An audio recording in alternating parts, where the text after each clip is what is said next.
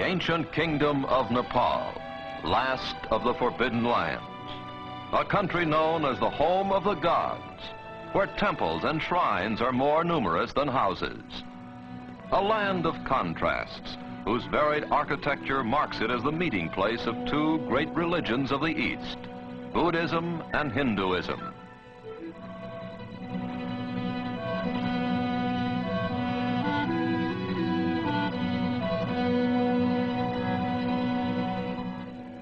A land where primitiveness and ritual go hand in hand with friendliness and laughter.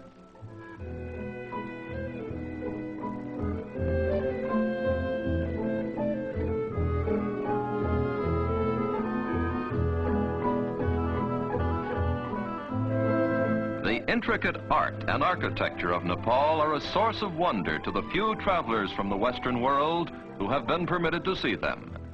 They bear testimony to the genius of a tribe of master craftsmen, the Newars, the original inhabitants of Nepal.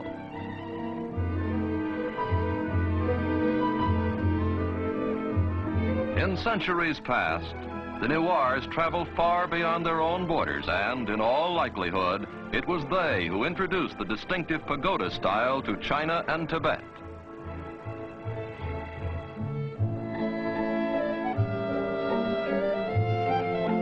One of the crowning achievements of Newar architecture is the Temple of Bodhina, the magnet of all the great Buddhist pilgrimages.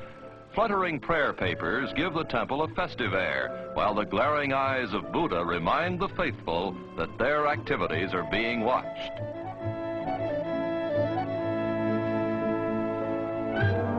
A reminder which even the children heed as they busily spin the prayer wheels at the base of the temple.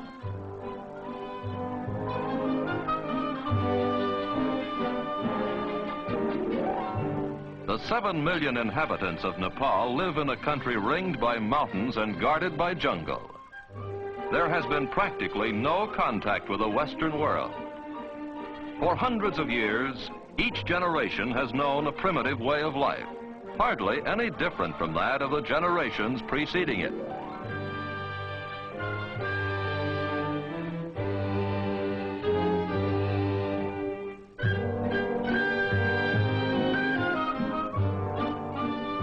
Despite its isolation, Nepal has been a bridge between India to the south and Tibet to the north. The mixture of these two civilizations has resulted in a bewildering variety of Nepalese costumes, customs, complexions, and, of course, eating habits.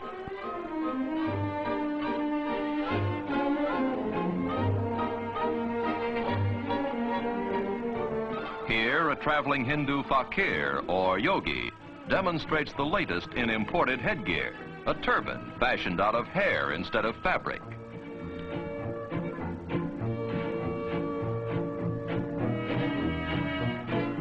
Ah, a perfect fit. This hairdo is much simpler. Only a top knot remains, to lift the youngster to heaven should he die. Like women everywhere, the fair sex of Nepal have a flair for decoration.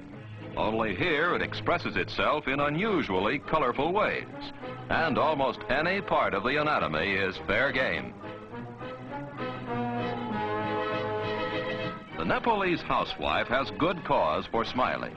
She's her husband's bank account. Instead of salting away his capital, hubby invests it in jewelry. A man's wealth can actually be gauged by the decorations sported by his ever-loving spouse.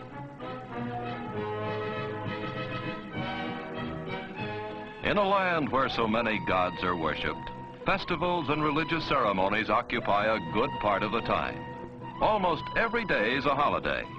Some of the festivals are not only gay like this one, but also gory, like the annual Hindu festival of the Dasara, during which hundreds of buffaloes are decapitated as sacrifices to the goddess Durga. A wedding is also an occasion for celebration. It's an expensive affair, but not for the blushing bride. Her trousseau and ornaments are paid for by the groom, who also foots the bill for all the expenses of the elaborate ceremony.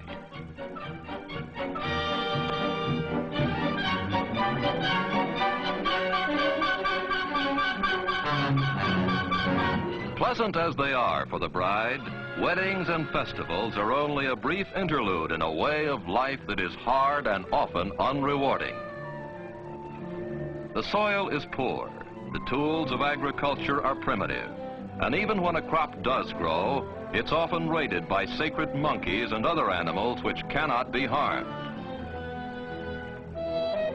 Near Kathmandu, the capital of Nepal, there are several small towns. One of these is Pashupati, the doorway of death. The townspeople do a thriving business carrying bundles of wood. For the great desire of the Hindu is to be cremated here and then set afloat in the holy waters of the Bagmati River.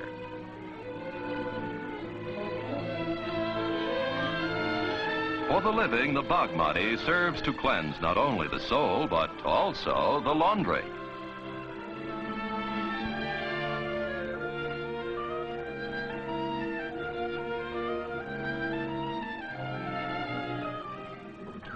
And now we come to the ruling tribe of Nepal, the Gurkhas. Almost 200 years ago, the ancestors of these soldiers defeated the Newars in bloody battle and took over the top spot in the kingdom. Since then, both the army and the government of Nepal have rested firmly in Gurkha hands.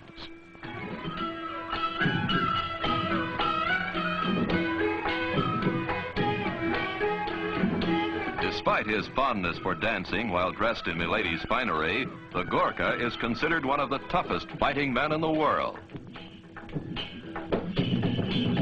Gurkha regiments have fought valiantly in the British Army for many years. During the First World War, a quarter of the male population of Nepal, some 200,000 Gurkha soldiers left their women, families, and entertainment behind and distinguished themselves in combat abroad.